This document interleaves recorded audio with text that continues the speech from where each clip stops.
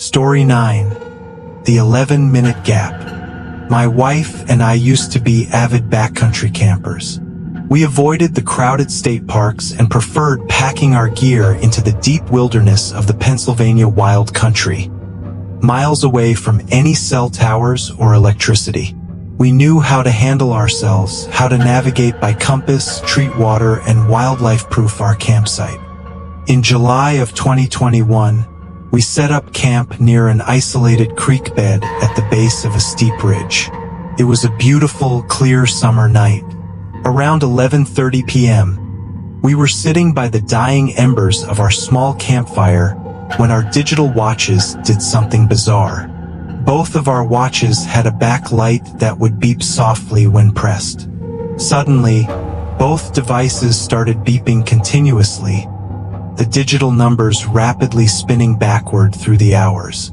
Before we could even process what was happening, the entire forest around us went completely white.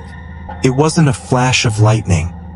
It was a sustained, blinding, milky white light that came from directly above the tree canopy. It was so intense that I could see the skeletal structure of my own fingers when I held my hands up to block it. Along with the light came a low, rhythmic hum that vibrated right through the soles of our boots and inside our teeth. And then, just as suddenly as it started, the light snapped off. The forest returned to pitch black. The fire was completely dead, reduced to cold, gray ash, which was impossible because it had been full of glowing red coals just a second prior. My wife looked at me, her eyes wide with terror, and asked how long the light had lasted. I told her it felt like maybe 10 or 15 seconds, but when I looked down at my watch, the numbers had stabilized.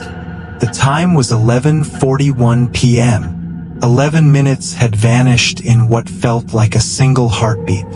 We didn't sleep. We sat in our tent with our flashlights drawn until dawn. When the sun finally rose, we crawled out to pack up our gear, and that's when we found the perimeter. Around our tent, in a perfect, unbroken circle exactly 30 feet in diameter, every single blade of grass, every fern, and every leaf on the low bushes had been completely scorched to a crisp black. But inside the circle, where our tent and our bodies had been, the ground was perfectly green and untouched. We left our heavier gear behind and hiked back to our car in record time. We haven't gone camping since. We sold our gear online a week later.